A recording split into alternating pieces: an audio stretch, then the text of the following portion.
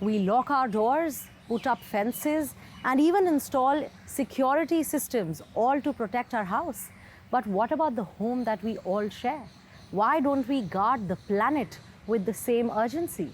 Hello and welcome, I am Sadhika Tiwari and you're watching Eco India. Today's episode is to remind us that preservation extends beyond humans. It is about the ground beneath our feet, the air that we breathe, and the spaces that we all share. The Western Ghats in India are unlike any other terrain in the country. It's like entering another world. Thick mist, tall trees, and that unmistakable sense of life all around. And some of the country's best coffee also grows in this biodiversity-rich region. But not everything is as lush as it seems. In today's story, we meet a group of farmers and scientists who are trying to bring back the forest. And that amazing coffee, that might have a big role to play in this. Here in this mountainous region of southern India, known as the Western Ghats, the monsoons are a time of dark clouds, mist and uninterrupted rainfall. A short break in the downpour allows forest conservationist Anand Osuri and his collaborator Sohan Shetty to plan their day's work. If you look around, you will see that the canopy is a little bit open. When you look around, there will be not many large trees. You will mostly see smaller individuals. If you look at the forest floor, you will see that it's covered in grasses. It's covered with not much leaf litter. You will see invasive plants like lantana, like chromolina, which are growing in the understory without too many native species that are growing. One of India's most biodiverse regions, the Western Ghats, are home to hundreds of endemic tree species that each play an important role in maintaining the delicate ecosystem. However, increased commercial exploitation of once pristine forest has reduced the number of native tree species and threatens to permanently disrupt the natural flora and fauna. The hills have seen a steady rise in the lucrative coffee growing industry due to the unique climate they offer. The cultivation and the expansion of coffee is one of the reasons why lots of forests were lost in the Western Ghats historically over the past couple of centuries. Since 2023, Anand Osuri and his team have been studying the dispersion of native tree varieties and their natural cycle of flowering. At the Nature Conservation Foundation, their mission is to replenish the region's biodiversity.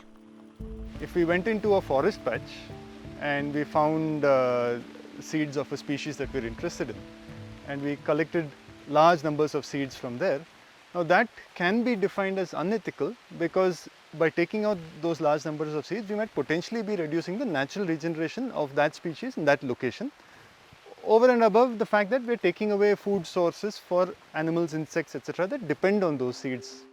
A solution to this may be found in coffee agroforestry, a farming method in which coffee plants are grown under the shade of larger trees. We have divided our entire property into smaller microblocks of 5 acres or less. So what happens is that every microblock will then give you a different flavor profile, simply because of the trees that are growing there, the animals that are there, the smaller things, the soil composition changes. And the minute the soil composition changes, the flavor in the cup itself changes. At the Harley Estate coffee plantation, a wide variety of tall growing native trees are planted among the coffee to protect it from the sun and the rain. After every seasonal harvest, the workers clear the forest floor, weeding and pruning ready for the next year's growth. Normally, everything found on the floor is cleared away, but the workers here keep an eye out for seeds and saplings that might be of value for conservation purposes. This is one of the tree. You can see it's a jackfruit, Artocarpus atrophilus. Also you can see lots of seeds that has fallen here. So you can see lots of seeds are getting damaged as well. I think it's very important to collect these kind of seeds that will going to get damaged and will grow them in our nursery. Saplings are planted on parts of the coffee estate that have become degraded. They are numbered and left to grow on their own in the rich soil and fresh rain. Ensuring that the seeds grow is often a question of proper timing. We have around 70 to 75 species that we grow in our nursery. All these rainforest trees has a viability, less viability and dormancy. So that has to go to the soil soon as possible. We can't keep it for a long time. Sometimes we have a labor shortage, or like sometimes we don't get the soil in time. So we'll have a seeds and we don't have a soil to sow. Agroforest coffee farmer Sohan Shetty takes us to see the forest that has grown on a piece of land that was barren not too long ago. So this is a 1 acre plot at the edge of Narmada estate, and last year we removed the coffee from here and we planted about 250 forest saplings. But what's very interesting is we found close to about 300 native species that have regenerated on their own through bird droppings and other forms of dispersal. That kind of is like a, equal match, so to speak, which kind of doubles the, progress. While the scientists are busy slowly returning the ecology of the region to its former balance, local coffee growers are starting to appreciate the value of sustainable practices that feed into the surrounding forests. We tell our buyers that the coffee they're buying or they're consuming is contributing or is preserving the habitat for, these many species of birds and animals. I think this will have an impact and they'll value it more, they'll support us even more. The collaboration between coffee growers and conservationists could provide a model for the region to ensure that a fresh cup of morning coffee doesn't leave a bitter taste in the places where it grows.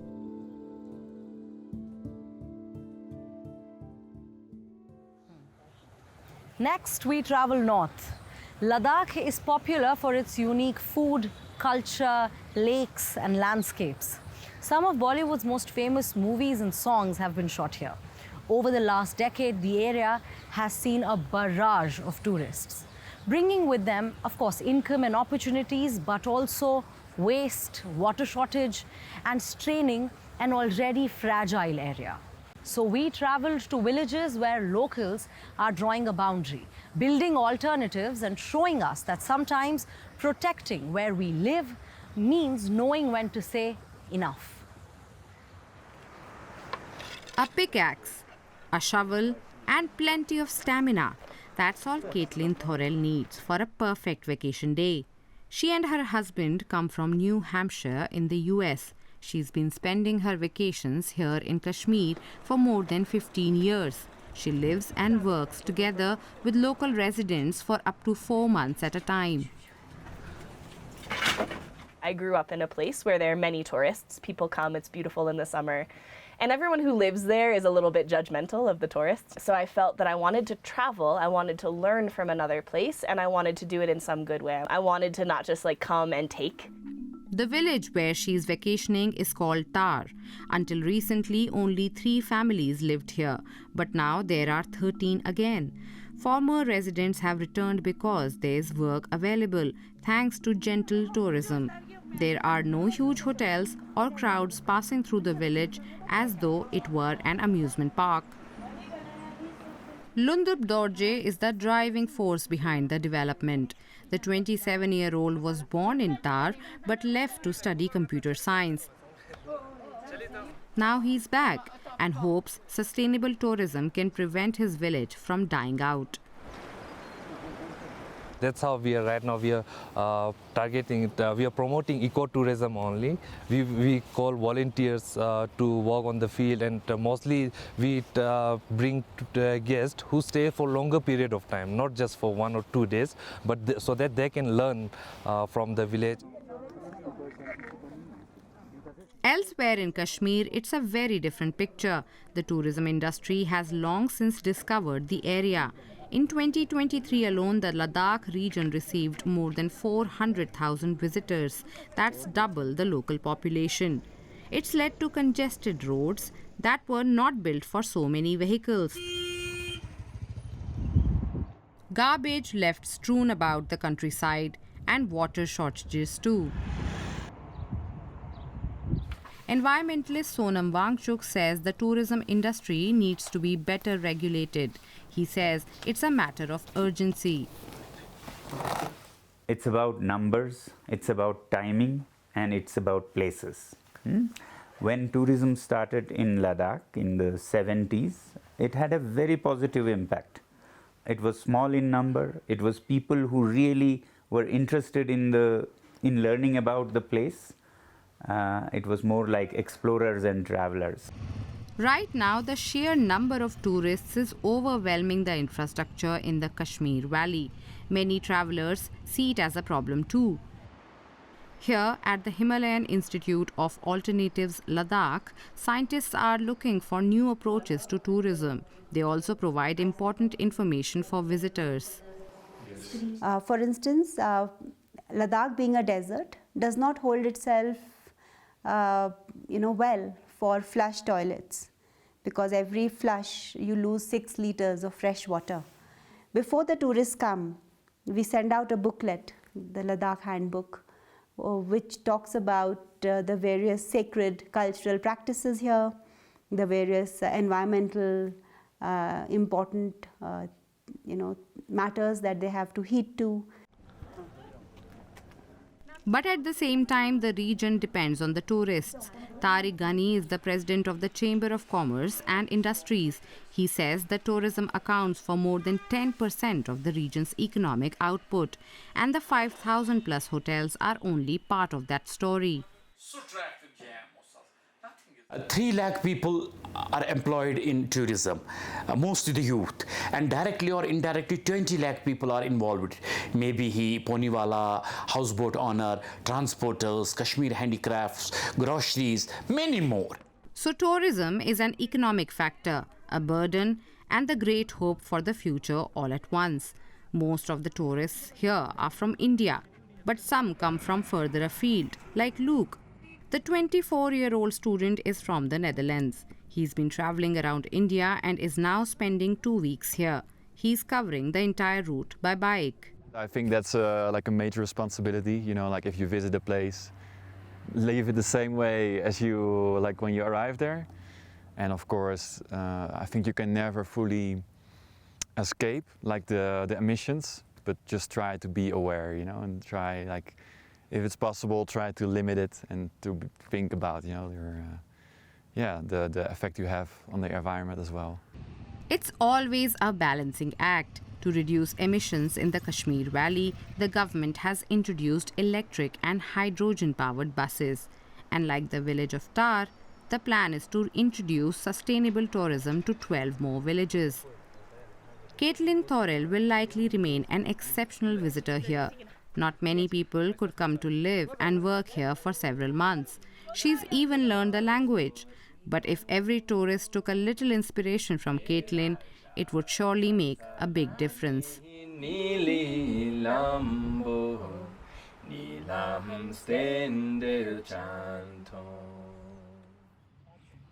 It is not just Ladakh that is inundated with tourists. Let's explore how one of Europe's most visited cities is trying to protect itself. Berlin has so much that draws people to itself. The culture, the history, the food, the nightlife, the creative energy, and so much more. But quietly, this city is trying to figure out how to make tourism less damaging.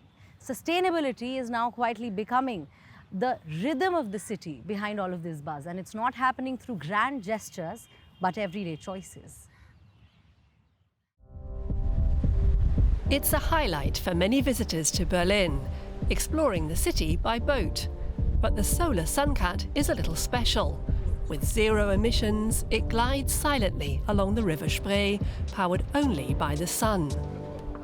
Boat owner Louisa Ahrens first had the idea in 2010 when looking for an alternative to the large diesel-powered vessels. She says they consume up to 40 litres of fuel per hour.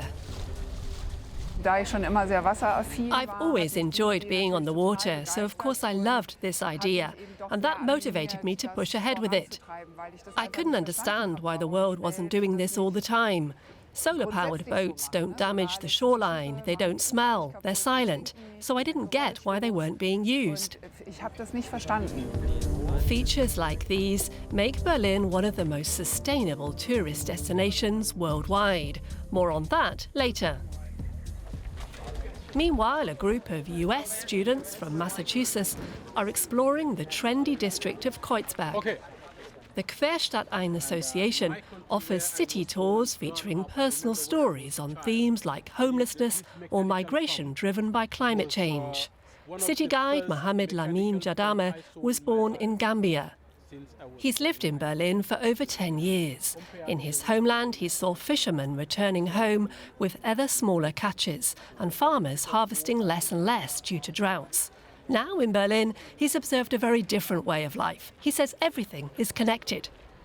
The connection is that when I came to Berlin, I was kind of surprised in a sense of overconsumption.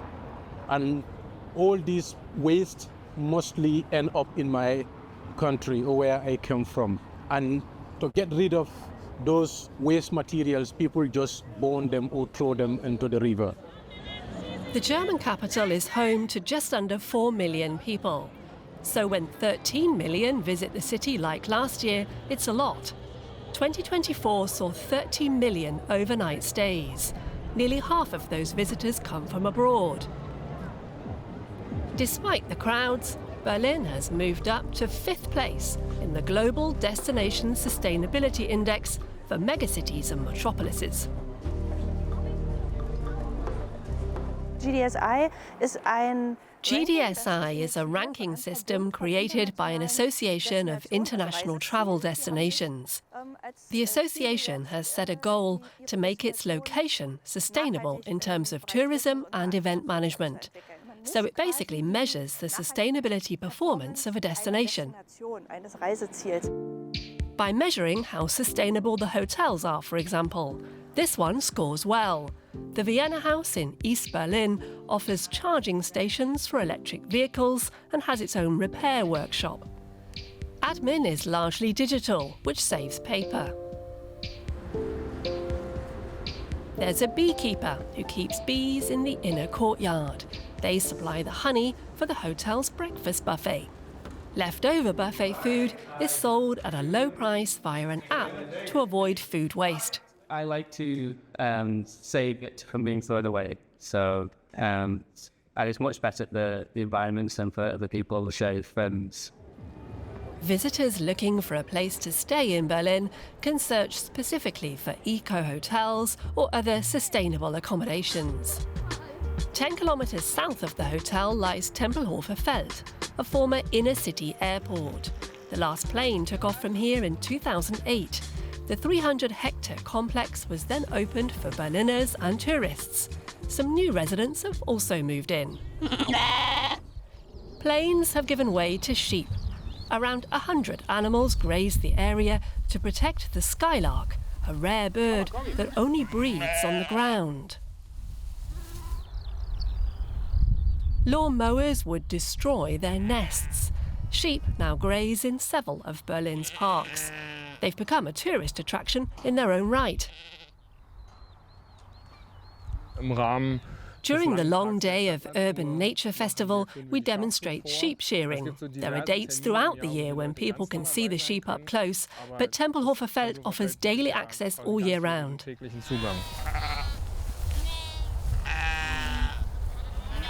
But it's not all idyllic. Litter is a problem throughout the city. Every year, 45,000 tons of waste end up on the streets of Berlin. Discarded coffee cups are especially plentiful.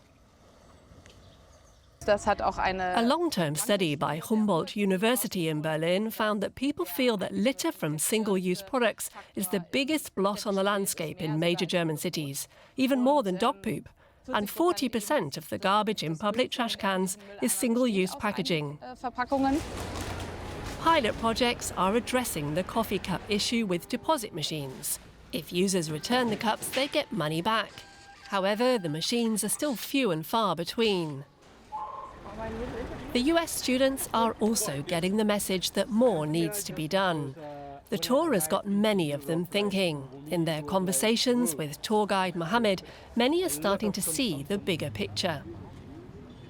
It makes you almost feel a little guilty, and I think it makes you feel more conscious of your lifestyle. And before you buy something, before you throw something away, to always be more careful, to understand that it does have effects on people around the world. It's like the butterfly effect. At the end of the day, what you do in one side of the world will affect another part of the world. It's like if you go to a friend's house and then you trash the common room, everybody lives on the same place and it will affect eventually everybody. Not something passengers on board the boat appear to have thought of. Most of them told us that their choice of a solar-powered boat was just a coincidence. It seems sustainability is becoming something many people take for granted. The fleet now has 3 solar boats. All of them are fully booked during the summer season.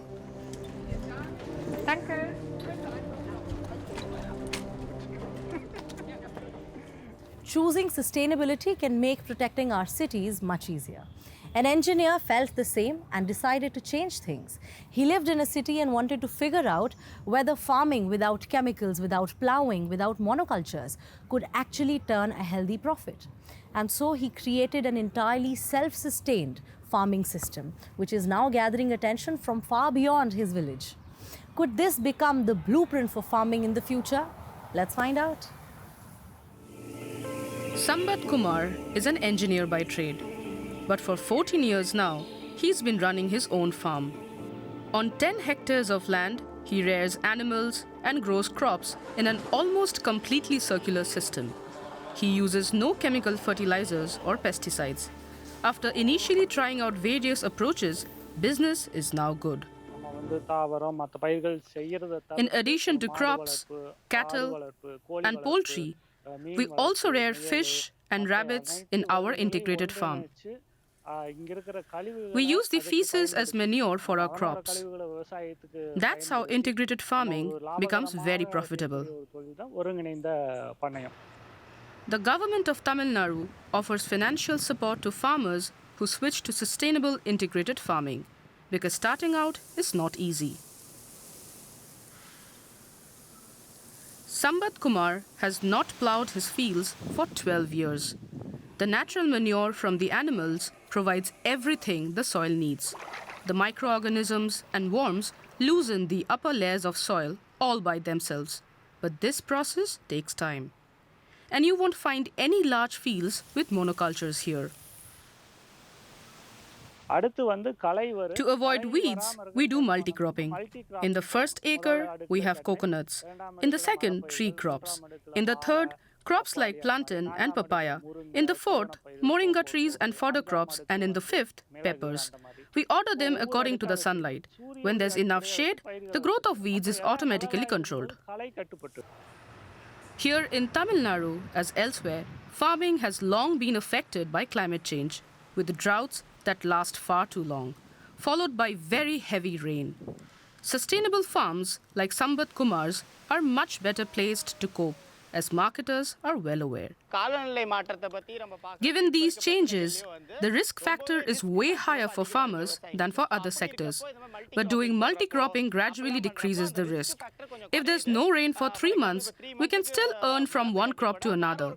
But farming a single crop is like gambling.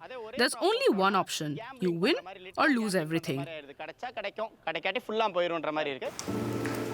Sambat Kumar's farm has long been a profitable business thanks to integrated farming. It's a model for success also for other farmers in the region. That's all for today's episode. Whether it's the soil beneath our feet or the spaces that we call our home, what we live on defines who we are and shapes our lives. And as we've seen today, there are people everywhere who are trying to strengthen this foundation. Have you seen any such efforts around you? Do let us know, and do not forget to follow us on our Instagram at DW_environment for more stories like this. This gel could fix our microplastic problem, and it's a low-tech process that's cheap and scalable. You simply add this magic gel to water. It's made mainly from carbon and silica, a natural mineral found in sand and rocks. This mix then acts like glue, making microplastics stick together. They become visible and move to the surface. Then you just scoop them out. Easy. According to the German non-profit startup behind this, the gel can trap 85 to 90% of microplastics. They say companies and cities could easily use it in treatment plants to make drinking water safer. I will see you next week with more such stories. Until then, take care, goodbye, namaskar.